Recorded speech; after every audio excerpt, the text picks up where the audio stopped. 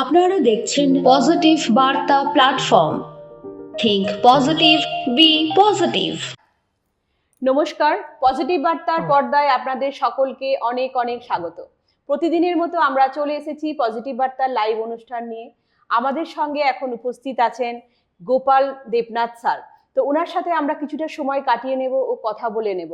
তো আপনারা চোখ রাখুন পজিটিভ বার্তার লাইভ অনুষ্ঠানে এবং পজিটিভ বার্তার ফেসবুক লাইভ এবং ত্রিপুরা নলেজ সিটির পেজে। তো আমরা এখন স্যারের সাথে পরিচয় করে নেব। নমস্কার। নমস্কার ম্যাডাম। তো স্যার, প্রথমেই আপনার সঙ্গে আলাপচারিতা করে নেব যে আপনার পরিচয়টা যদি দর্শকদের সামনে একটু দেন। আমি গোপাল দেবনাথ, প্রাক্তন পঞ্চায়েত সেক্রেটারি। আজকে প্রায় 2 বছর আমি রিটায়ার করেছি, আপাতত এই আর কি। আচ্ছা। আর এমনিতে শ্রী ঠাকুর কুলচন্দ্রের সৎসঙ্গ, আচ্ছা, ওইটার সঙ্গে জড়িত। আর ওইসব নিয়েই মানুষের বাড়ি বাড়ি যাওয়া আসা চলছে। মানুষের সঙ্গে মানুষের আলাপ আলোচনা কী করে ভালো হওয়া যায়, কীভাবে সুন্দর পরিবার হয়, কীভাবে ছেলে মেয়ে মানুষ করা লাগে, কীভাবে ভালো ছাত্র হয়, কীভাবে ভালো ছেলে হয়, কীভাবে ভালো স্ত্রী হয়, ভালো স্বামী কী করে হয়, ভালো অ্যাডমিনিস্ট্রেটর কী করে হয়, সমাজে পরিবারে কি করে ভালো হয়ে ওঠা যায়, এগুলি নিয়ে মানে কথাবার্তা বলি আর কি আমরা। আচ্ছা, তো এরপরে বলবো যে এই পজিটিভ বার্তার আমাদের এই অনুষ্ঠানে এসে আপনার কেমন লাগছে? খুব ভালো লাগলো। আর সবচেয়ে বেশি ভালো লাগলো আপনাদের যে আতিথেয়তা, আপনাদের যে এত ফ্রি, মানে এত ভালোভাবে মানুষকে পজিটিভ বার্তা দিচ্ছেন, এটা খুব খুব ভালো লাগলো আমার। আর সত্যি এটা বর্তমান সমাজ ব্যবস্থায় এটা খুবই দরকার।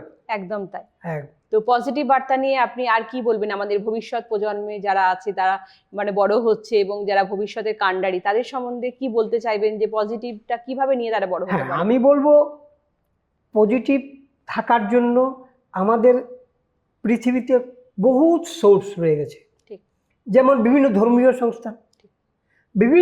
সংস্থান, ওইখানে প্রত্যেকেরই প্রত্যেকের একই বার্তা, পজিটিভ বার্তা প্রত্যেকের বলা আছে।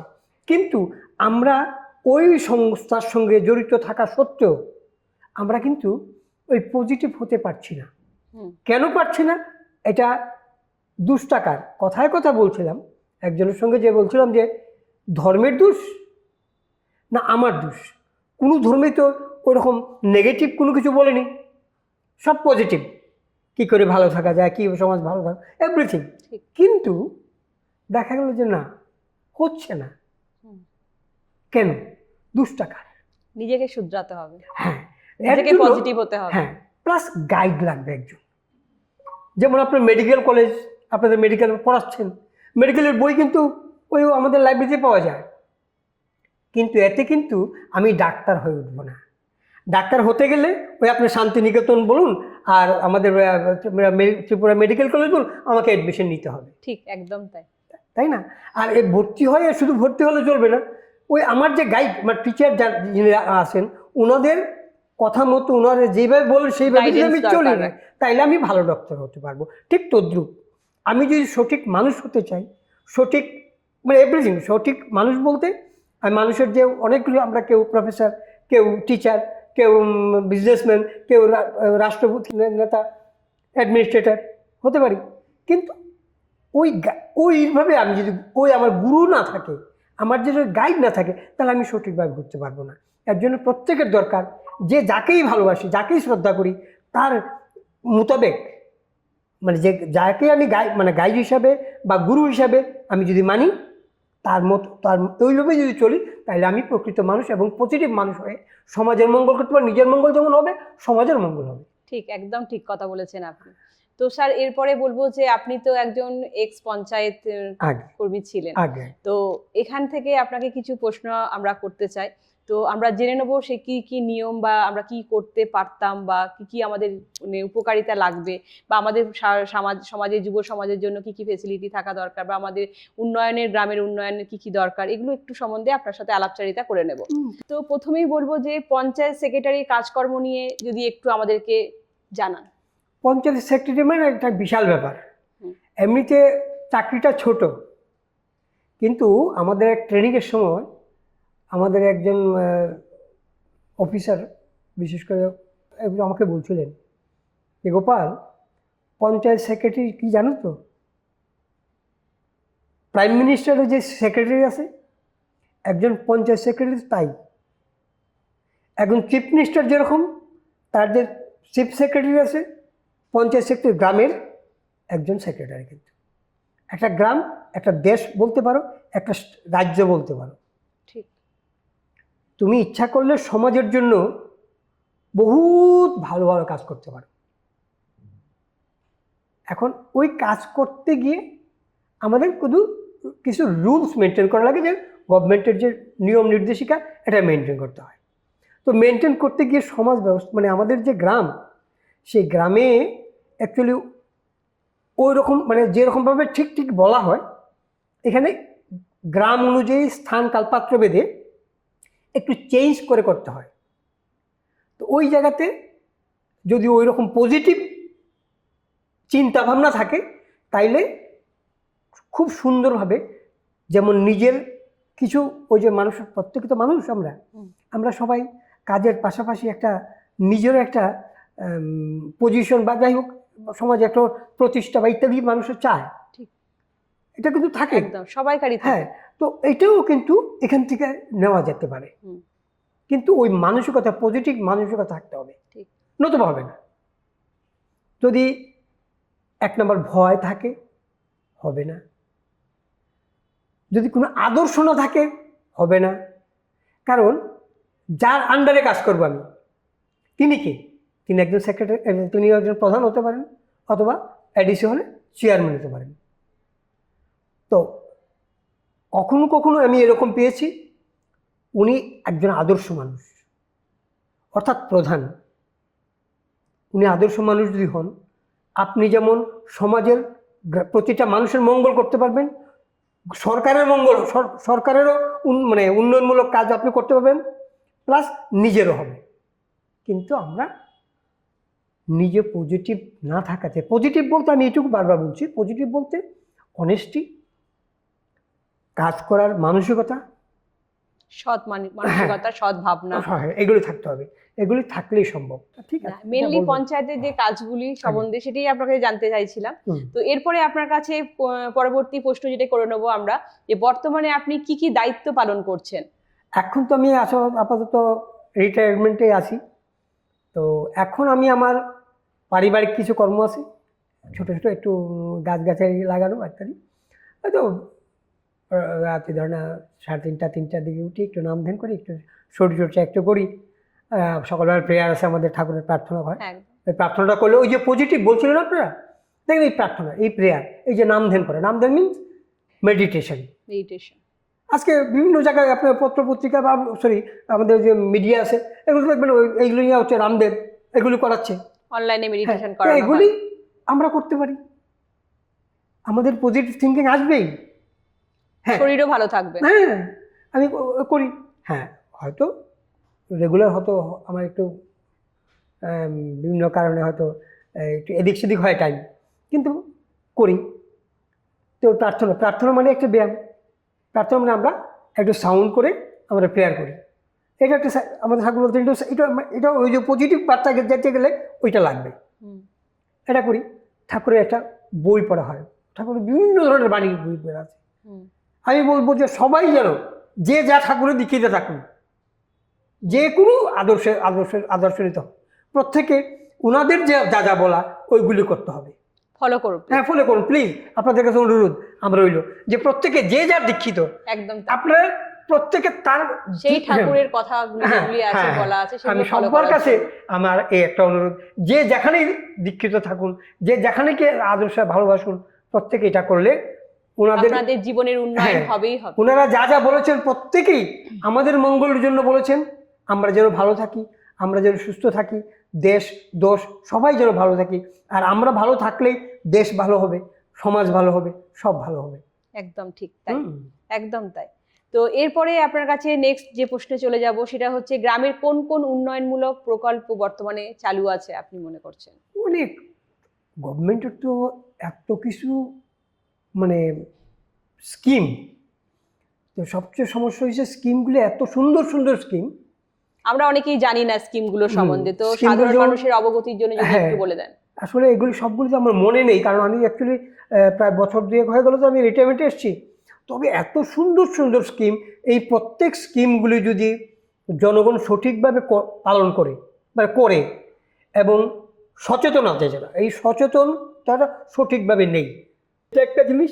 আর কিছু কিছু ক্ষেত্রে আছে কি সঠিক নির্বাচন কাকে দেওয়া যায়, সেই দায়িত্বটা সুন্দর করে পালন করতে পারবে কিন্তু কিনা। এটা এখানে বলতে হয়তো অনেকের মন কষ্ট হতে পারে, কিন্তু আমি বলবো যে এখানে দলমত নির্বিশেষে যদি সঠিক মানে মানুষটাকে নির্বাচন করা হয়, ওই পাত্র বিশেষ যদি দেওয়া হয়, তাহলে আমার নিজের জীবনে প্র্যাকটিক্যাল অভিজ্ঞতা বলছি।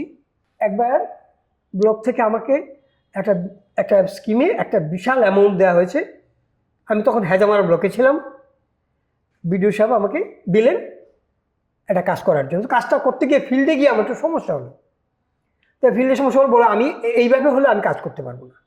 আমি টাকাটা যেমনি ছিল এইভাবে রেখেছি। প্রায় কয়েক মাস পর বিডিও সাহেব আমাকে কল করলেন, বলবো এইটা টাকার খবর কি স্যার, এই অবস্থা, ওরা এইভাবে খরচ করতে বলছেন, এটা তো আমাদের মানে নিয়মে হচ্ছে না। এক কাজ করেন, টাকাটা ফেরত দিয়ে দেন, আমি অন্য পঞ্চায়েতে দিয়ে দেবো। আমি বলবো স্যার 1 সপ্তাহ টাইম দেন। আমি আসলাম, সঙ্গে সঙ্গে আমার জানা মতো, কারণ গ্রামের প্রত্যেকটা পরিবারের সঙ্গে আমার যোগাযোগ। আমি এমন ওই আগে যে মানুষ ভাতা দিত, আমি গ্রামের মানুষের বাড়িতে বাড়িতে গিয়ে বৃদ্ধদের যারা মানে হাঁটতে পারতো না, তাদের বাড়ি বাড়ি গিয়ে টাকা দিতাম, দিয়ে আসতাম। ওরা আমাকে মানে কত মানে কীরকম আদর করতো বলা মুশকিল। হ্যাঁ, তো ওইরকমভাবে আমি সেবা দিতাম। মানে চাকরিটা আমার জন্য চাকরি না, আমার জন্য একটা মানে সেবামূলক সেবাও এটাও ভাবি, আমি খেলা ভাবি, আমি একটা আনন্দের ভাবি আর কি। তো যাই হোক, তারপরে মার্কেটে গেলাম, গিয়ে যারা যারা আমার উপযুক্ত দেখলাম প্রত্যেকে কিছু কিছু টাকা দিয়ে দিলাম, যে তোমরা এই করে, এই টাইম দিলাম, এই টাইমের মধ্যে হতে হবে। তারপরেই তো সমস্যা লেগে গেল। তারপর দেখা গেল যে না, এইভাবে হচ্ছে না। এবং মানে ওনারা যাদেরকে বলছেন দেওয়ার জন্য ওদেরকেও দিয়েছি, আর আমার সিলেকশন আমি দিয়েছি। দেখা গেল আমি যাদেরকে দিয়েছি সবাই সম্পূর্ণ করেছে, এবং পরবর্তী সময় তারা আমাকে বিশেষভাবে ধন্যবাদ দিয়েছে। শুধু তাই না, আমার বাড়িতেও অনেক জিনিস পাঠিয়েছে ওরা, মানে ওই যে রেজাল্ট, ওই রেজাল্ট থেকে। আর ওরা কিছুই করেনি। এর জন্য চাই সিলেকশন, এটা দলমত নির্বিশেষে সঠিক জায়গায় সঠিক জিনিসটা পৌঁছে দিতে হবে। ঠিক, একদম তাই, খুবই সত্যি কথা। এটা আমরা জনগণ অনেক সময় অনেক ভুল করে ফেলি জিনিসগুলো, তো যাতে ভুল না হয় তো সেইভাবেই আমরা চলার চেষ্টা করব। তো এরপরে আমরা নেক্সট যে প্রশ্ন সেটা স্যারের কাছে চলে যাব। গ্রামে রাস্তাঘাট, পানীয় জল বা বিদ্যুৎ সংক্রান্ত কোনো নতুন পরিকল্পনা এর মধ্যে আছে কি আপনার মনে হয়? হ্যাঁ, রাস্তাঘাট তো প্রচুর রাস্তাঘাট হচ্ছে, তবে আমি ভেতরের কথা বলছি। আমি যেসব পঞ্চায়েতে ছিলাম এখানে কতগুলি সমস্যা হচ্ছে। আমরা যারা নাগরিক, আমরা সরকার থেকে এত সুন্দরভাবে কাজ করা হয় মানে দিচ্ছে, কিন্তু এর মধ্যে কিছু কিছু তো ব্যতিক্রম আছেই। মানে কীরকম বলবো, সরকার থেকে দেওয়া হচ্ছে, যারা কাজ করছি as a contractor, as a panchayat secretary, এই কাজ করতে গেলে এই কাজগুলি আমরা সঠিকভাবে করছি না।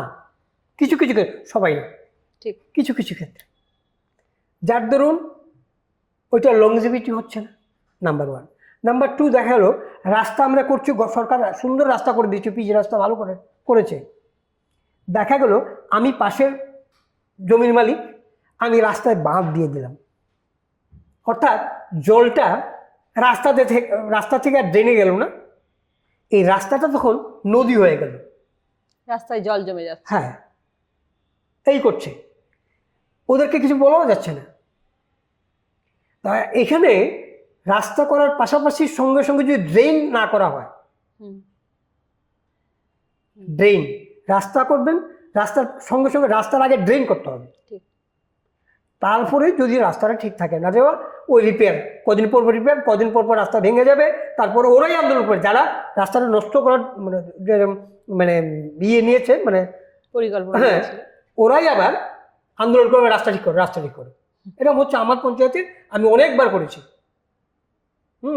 এক এক রাস্তা 2-3 বার কাজ করছে। শুধু তাই না, কিছু কিছু মানুষ পরিবার কি করছে, বাড়ি ঘরের যে আবর্জনা সব রাস্তা ফেলে দিচ্ছে। কিছু কিছু মানুষ কি করছে, রাস্তার পাশে মাটি ফেলে দিচ্ছে, এখানে কচু গাছ, বাঁশ জাত, কলা গাছ লাগিয়ে রাস্তা দখল করে নিচ্ছে। যেখানে রাস্তা ছিল অনেক বড়, 6 মাস 7 মাস 10 মাস পর দেখা গেল রাস্তা ভেঙে, রাস্তা ওই গাছ বা ইত্যাদি করতে করতে রাস্তা অর্ধেক ওদের বাড়িতে ঢুকিয়ে ফেলল। অনেক এরকম দেখেছি আমি। আমার যেসব গ্রামে আমি কাজ করেছি, যখন কাজ করেছেন তখন সেই সব ঘটনার কথা। ঠিক। তো এমনই হয়। তো স্যারের অভিজ্ঞতা আমাদের সঙ্গে শেয়ার করছেন। স্যার যে সময় পঞ্চায়েতের সেক্রেটারি ছিলেন সেই সময় ঘটনাগুলো কি ঘটতো সেগুলো স্যার আমাদেরকে জানাচ্ছেন। তো আপনি যে কাজকর্ম যে করছেন, তো এই কাজকর্মর পেছনে যে এই যে আমাদের ভবিষ্যৎ ইয়েকে বা এখন যারা পদে রয়েছেন বা এখন যারা কাজকর্ম করছেন সমাজের জন্য, গ্রামের জন্য, তাদেরকে কি বলবেন?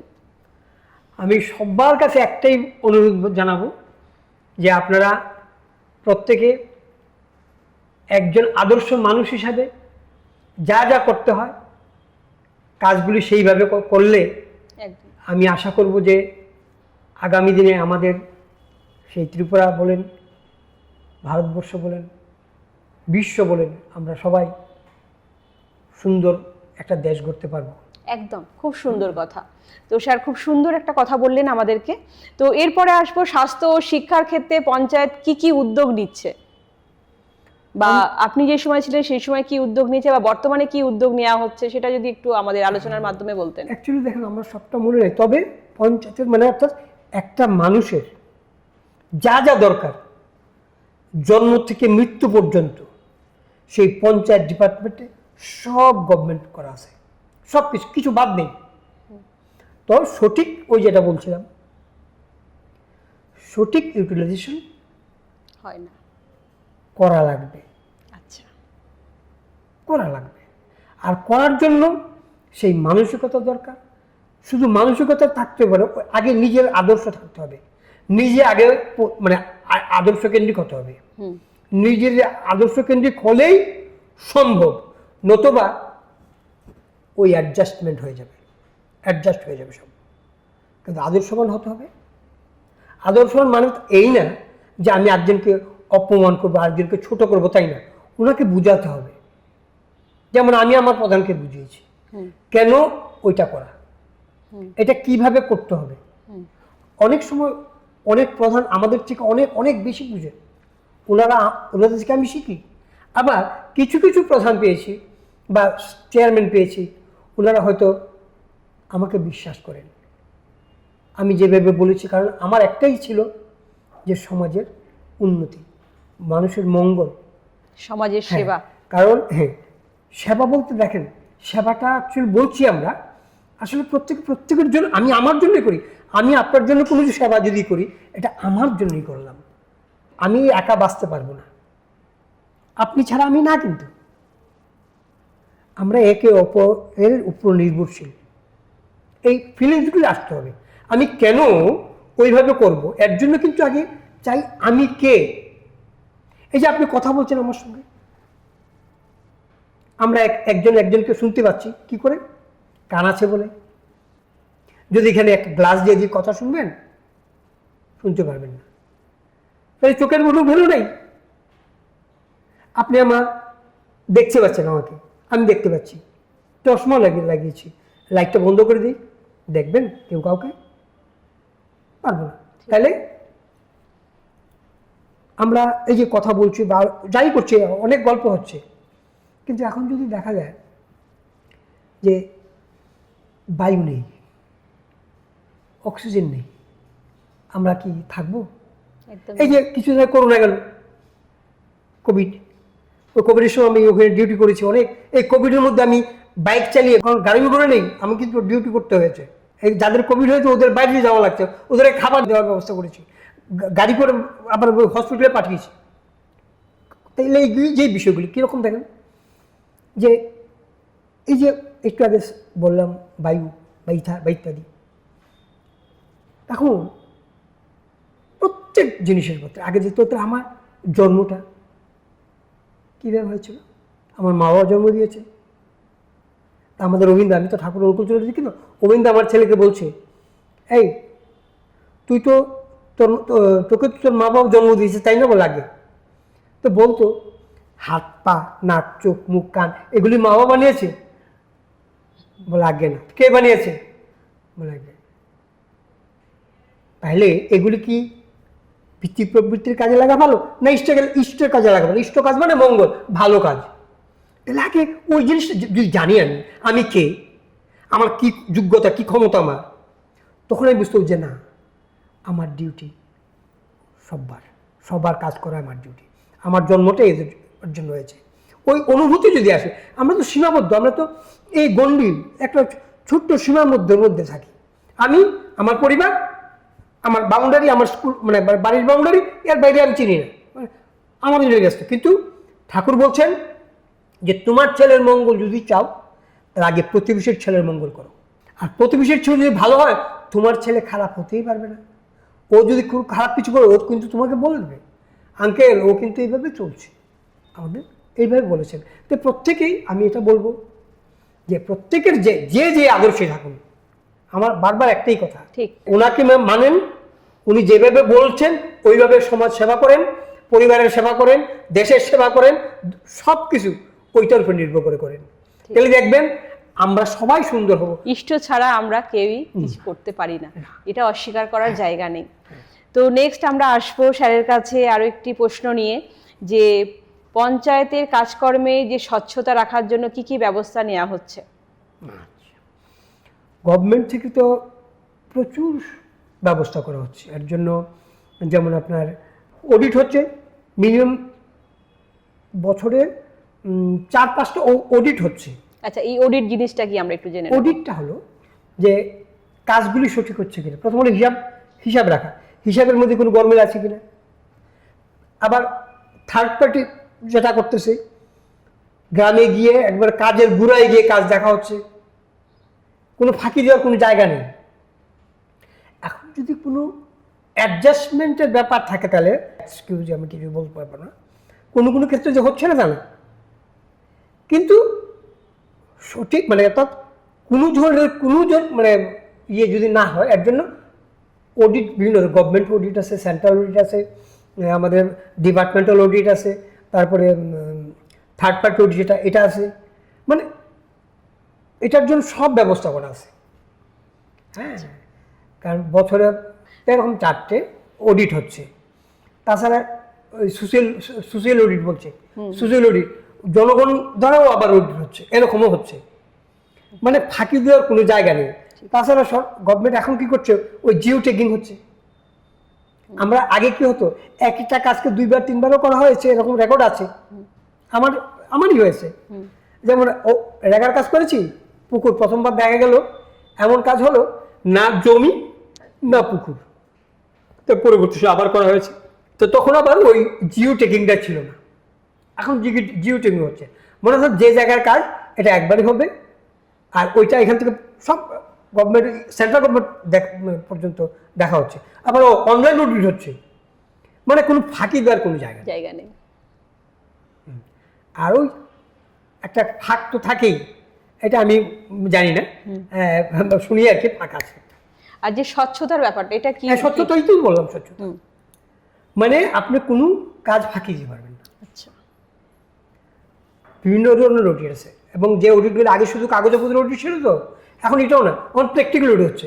আবার সামাজিক সোশ্যাল অডিট হচ্ছে, সামাজিকভাবে আপনার অন্য তারা গিয়ে পর্যন্ত ইয়েতে যাচ্ছে, জায়গায় গিয়ে দেখা হচ্ছে যে সঠিক কাজ হচ্ছে কিনা, এরকম হচ্ছে। আচ্ছা, তো আমরা এবার নেক্সট প্রশ্নের স্যারের কাছে চলে যাব, যে সাধারণ মানুষ যদি কোনো অভিযোগ করতে চায়, তাহলে কোথায় জানাবে তারা? হ্যাঁ, এটা তো ব্যবস্থা আছেই। পঞ্চায়েতে আমাদের একটা বক্স আছে, আপনি লিখিতভাবে অভিযোগ করতে পারেন। বিডিও সাহেব আমাদের ব্লকে, ওইখানে আপনি করতে পারেন। বিডিও সাহেব তো মৌখিকও মানে কমপ্লেন নিয়ে মৌখিকভাবেও দেওয়া যাবে এবং অ্যাপ্লিকেশন করেও দেওয়া যাবে। তো অফিসিয়ালি করতে পারেন, মৌখিক না দিয়ে লিখিত দিলেই বেটার। ডিএম অফিসে করতে পারেন, চিফ মিনিস্টারে করতে পারেন, কোনো জায়গায়, মানে আপনার যে কোনো কমপ্লেন আপনি করতে পারেন। আচ্ছা, এখন তো সোর্সের অভাব নেই, এখন তো মনে আছে আপনার ওই যে ফোন নাম্বার দেওয়া আছে, বিভিন্ন জায়গায়, যেগুলো ভিডিও অনেকে ফোন করেও কমপ্লেন করতে পারেন। খুব ভালো। তো আমরা জেনে নিলাম স্যারের কাছ থেকে যে আমাদের কোনো কমপ্লেন যদি থাকে তো আমরা কিভাবে করব। তো ফোন নাম্বার থাকে, প্লাস আপনি লিখিতভাবেও করতে পারবেন বা মৌখিকভাবেও ওখানে গিয়ে আপনারা কমপ্লেন করে জানাতে পারবেন। তো এরপর আসবো আমরা গ্রামের যে যুব সমাজের জন্য কোনো বিশেষ প্রকল্প আছে কি, এটা যদি একটু আমাদের যুব সমাজের জন্য একটু ভালো হবে জানলে।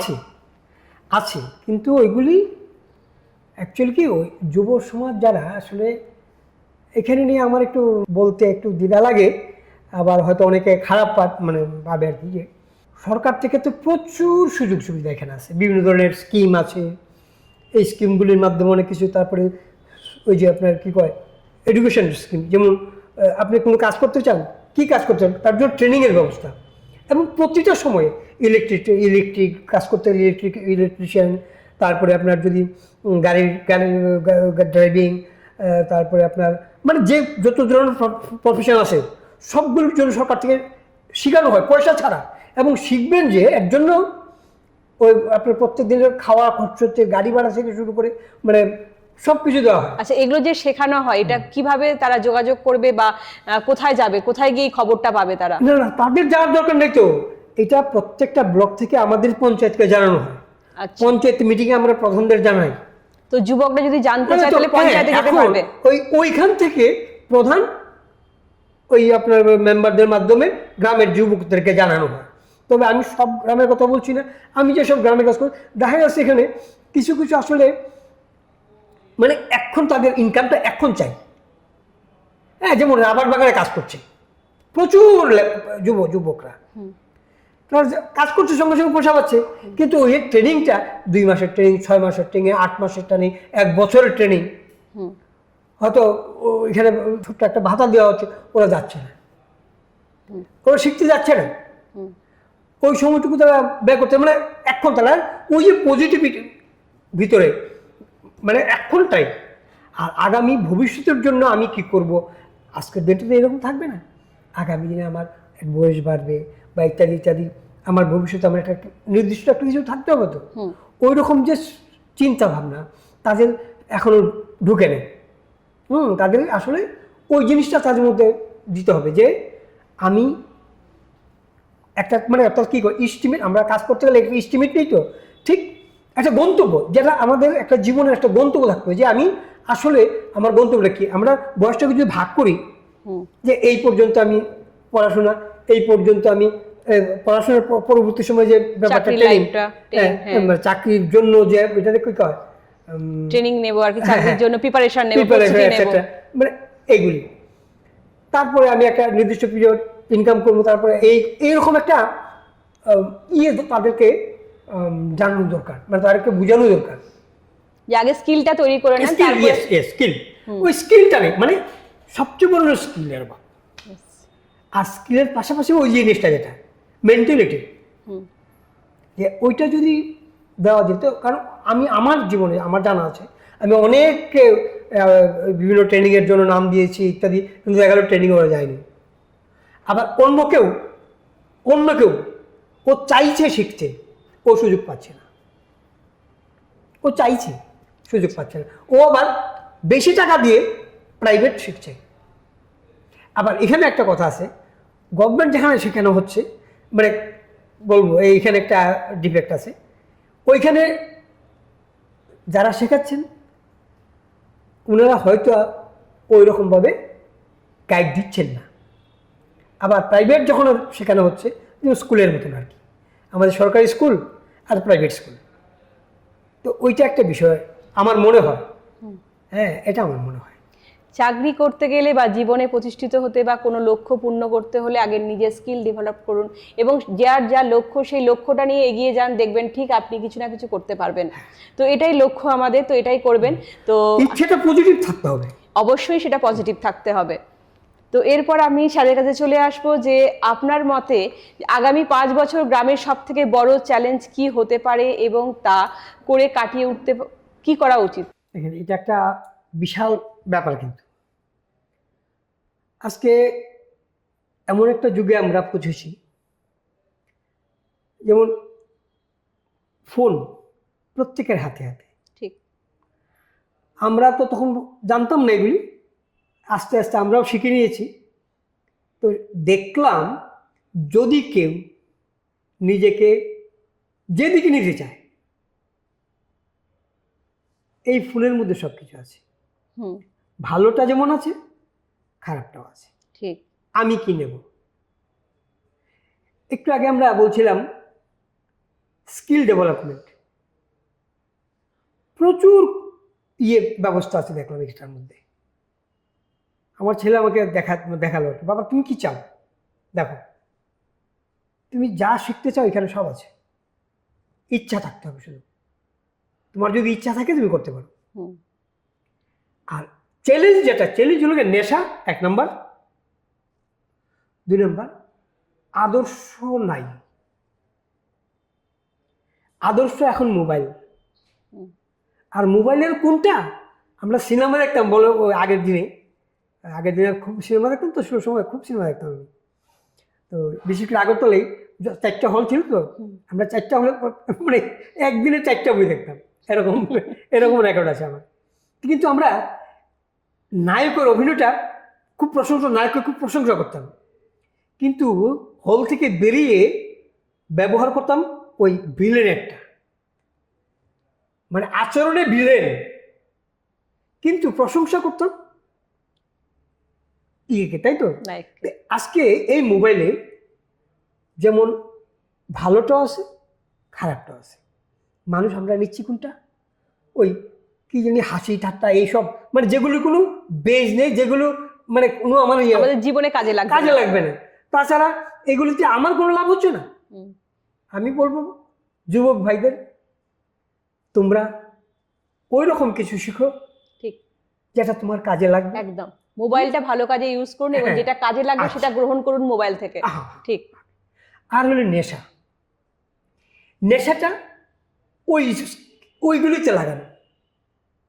আর ওই যে নেশাটা কেন করব? আগে আমরা এই ছোট ছোট বিষয় নিয়ে আমরা কিন্তু ওই বাজারে গেলে দামাদর করি, ছোট ছোট বিষয় নিয়ে 1 টাকা কমানো বা 50 পয়সা কমানোর চেষ্টা করি, কিন্তু ওইগুলোতে এই নেশাতে কি যাচ্ছে? আমার টাকা যাচ্ছে। টাকা মানে কি? টাকাটা ইনকাম করার জন্য আমার একটা সময় লেগেছে। আমি যদি সারাদিনে আমি 1000 টাকা রোজগার করি, তাহলে 10 ঘন্টা সে কাজ করলাম, তাহলে ঘন্টা 100 টাকা। তা আমি এই নেশাতে আমি যদি 100 টাকার নেশা খাই, তাহলে 1 ঘন্টা ওইদিকে মানে ইনকাম করার পরে আমার 100 টাকা এসছে, কিন্তু তাহলে 1 ঘন্টা সময়টা দেওয়ার ফলে সময়টা। তারপর এটা খাওয়াতে কি আমার উপকার হচ্ছে কি? যদি হয় অবশ্যই বলবো খাও, কিন্তু এটা আমাকে ডে বাই ডে ডাবল হয়ে যাচ্ছে। কেমন? তাছাড়া যেখানে সেখানে খেতে নেই এখন, এটা একটা বিশাল ব্যাপার, কিন্তু এটা একটা বিশাল ব্যাপার। কারণ কোনো জায়গায় দেখা গেছে কিছু বিজনেসম্যান, আমি সবার কথা বলছি না, তারা খাবারের মধ্যে এমন কিছু ইউজ করে, প্রমাণ নেই কিন্তু, প্রমাণ দেখাতে পারবো না, বলছি। দেখা গেল একটা বাচ্চা চকলেট খেতে গেল, খাওয়ার পর দেখা গেলো 2য় দিন আবার বলছে মা চকলেট খাবো। আমি একটা এক্সাম্পল দিয়েছি, এটা কিছু রিয়েল না। ঠিক। দেখা গেল ওই একটা না 2টো লাগবে, মা ঠিক আছে, এরকম বেশ কয়েকদিন পর দেখি, কিন্তু ওই দিকে গেলেই চকলেট খেয়ে যাবে। তারপর এটা একটা চিন্তা, ডাক্তারের কাছে যাও, মানে আমি একটা উদাহরণ এক্সাম্পল দিচ্ছি। তখন দেখা গেল যে কেন যাচ্ছে, অন্য দোকানেও যাচ্ছে না, আর চকলেট ওইটাই যাইছে। বিষয় কি? দেখা গেল এটার মধ্যে একটা কিছু আছে, কিন্তু আছে, আমি ডিসক্লোজ করছি না। তার জন্য ওই ব্যাপারগুলি আপনারা ফলো করতে হবে। হ্যাঁ, আর যেখানে সেখানে খেতে নেই, যেখানে সেখানে খেলে বলা যায় না। কারণ এখন যুব সমাজকে নষ্ট করার জন্য বিদেশি চক্র পর্যন্ত চলছে। যুব সমাজ, আগামী দিনে যুব সমাজ থাকবে না। দেখা গেল এই যে পাঞ্জাব বা এইসব জায়গাতে কি হচ্ছে, ড্রাগস এডিক্টেড করে তাদের মানে পুরুষত্ব নষ্ট করে দিচ্ছে। এই হচ্ছে, কিন্তু কেউ বুঝতে পারছে না কি হচ্ছে। আর এর জন্য কে দায়ী, কাকে বলবো বলেন? আমি নিজেই দায়ী বলবো। আমি আমার ছেলেকে রক্ষা করার দায়িত্ব আমার। তাহলে আমি যদি ড্রাগ এডিক্টেড হই, ছেলে ড্রাগ এডিক্টেড হতে পারে। আজকে কয়জন নেশা না করি আমরা? তাহলে আমার থেকে শুরু হতে হবে, আমার ঘর থেকে শুরুটা আমার ঘর থেকে হতে হবে। আমার ছেলেকে আমাকে বোঝাতে হবে যে বাবা এইভাবে চলতে হবে, এই ঘটনাগুলি ঘটছে সমাজ ব্যবস্থার মধ্যে, ওদের পজিটিভ জিনিসগুলি দেখাতে হবে। এই যে ছেলেটা দেখো কিছুদিন আগেই ছিল, তোমার জানাশোনা, কোনটা ভালো কোনটা ভালো নয় বা খারাপ সেটাকে ওদেরকে বুঝিয়ে দিতে হবে ছোট থেকেই। হ্যাঁ, কিন্তু ওই যে কিন্তু কার সঙ্গে মিশবে, যাদের সঙ্গে মিশতে আসবে। সমাজের প্রত্যেকটা মানুষ যদি আমরা ওইরকম না হই, আমি তো কারো না কার সঙ্গে মিশবো। প্রত্যেকটা মানুষ, সমাজের প্রত্যেকটা মানুষকে আমরা ওইভাবে গড়ে তুলতে হবে। যেমন ঠাকুর আমাদেরকে বললেন যে আমাদের দায়িত্ব কি, প্রত্যেকের ঘরে যাও, ঘরে ঘরে যাওয়ার কথা বলছেন, প্রত্যেকের খোঁজ খবর নেওয়ার কথা বলছেন ঠাকুর। প্রত্যেকটা মানুষের বাড়িতে প্রয়োজনে 150 বার যাবেন, গোবিন্দা বলছেন প্রয়োজনে 150 বার তাদের খবরাখবর কেমন আছেন আপনারা। যখন কোনো কিছু দরকার লাগবে, নিজের ক্ষমতা যদি না থাকে, দরকার লাগবে অন্যদের সঙ্গে মিলেমিশেও ওদেরকে হেল্প করার জন্য। তাহলে প্রতিটা আমাদের দায়িত্ব। এখন দেখেন ঠাকুর দেওঘর বসে বসে আমাদেরকে কাজ করাচ্ছেন প্রত্যেক দিন, সারা ভারতবর্ষ না শুধু পৃথিবীর বিভিন্ন প্রান্তে এই কাজ চলছে। প্রত্যেকে বাড়ি যাওয়া হচ্ছে, গিয়ে খবরাখবর নেওয়া হচ্ছে আপনারা কেমন আছে। এইভাবে প্রত্যেকটা মানুষ, আমি আমার স্বার্থে ওই যে বলছিলাম যে আমার ছেলের মঙ্গল চাইলে পরে প্রতিবেশীর ছেলের মঙ্গল করা লাগবে। আমার স্বার্থে আপনার ভালোটা আমি চাই, আপনার ভালো থাকলে আমি ভালো থাকতে পারবো। তো সমাজের প্রত্যেকটা মানুষ, ঠাকুর এরকম তো বলছেন যে অন্তত আমি আমার বাড়ির পাশে যে 4টা বাড়ি আছে, চারদিকে 4টা বাড়ির দায়িত্ব তো আমি নিতে পারি, ওরা কেমন আছে। দায়িত্ব মিন্স খবরাখবর নেওয়া, খবরাখবর জাস্ট একটু আমি হেল্প করে, আর কিছু আমি আমার ক্ষমতা কতটুকু, আমি সাধারণ মানুষ। হ্যাঁ দিদি, ও খবরটা এইটুকু দিতে পারি, এই যে ওখানে যান ওই ডাক্তারটা ভালো আছে, ডাক্তারের নামটা তো বলে দিতে পারি। বা আমার ওই পরিচিত ডাক্তার যদি আমার পরিচিত হন, আমি বলতে পারি, যেমন আজকে আপনার সঙ্গে পরিচয় হলো, আমি বলতে পারি দিদি ভাই আমি একজন লোকটা পাঠাচ্ছি, আপনাদের হসপিটালে একটু কাইন্ডলি দেখিয়ে দেবেন। একদম ঠিক বলতে পারি তো, এইটুকু করতে পারি তো। আচ্ছা এই কথাই বললেন আমাদেরকে, অবিন্দা এই কথাই বললেন। ও একজন হয়তো অসুস্থ না, পারিবারিক একটা সমস্যা হয়েছে, তাহলে এটার জন্য আমি হেল্প করতে পারি আমার যেটুকু অবশ্যই অভিজ্ঞতা। অসুস্থ হলে ওই ডাক্তারের কথা বলতে পারি, বা আমার জানার এরকম মতো হতে পারে কিছু মেডিসিন আমার ঘরে আছে, কথা আমি মানে যেভাবে পারি। কিন্তু মেইন হেল্প মানুষকে অর্থ, তারপরে আপনার এইসব দিয়ে কিছু হবে না, যদি না আমার আদর্শ থাকে। প্রত্যেকটা মানুষকে আদর্শের দিকে কেন্দ্রায়িত যদি করতে পারি, তাহলেই সমাজ ব্যবস্থা ঠিক হবে, না তো হবে না। আমরা প্রত্যেক আদর্শ কেন্দ্রিক পজিটিভ মেন্টালিটি নিতে হবে, বি পজিটিভ, থিঙ্ক পজিটিভ ভাবে সবকিছু চিন্তা করতে লাগবে। একদম স্যারের সাথে কথা বলে আমাদের খুবই ভালো লাগছে। স্যারের এই অমূল্য সময় আমাদেরকে দেওয়ার জন্য স্যারকে অনেক অনেক ধন্যবাদ স্যারকে। তো আমরা অনুষ্ঠানের একেবারে শেষ পর্যায়ে চলে এসেছি, আজকের মতো এখানেই সমাপ্ত করছি। নমস্কার। নমস্কার সবাই।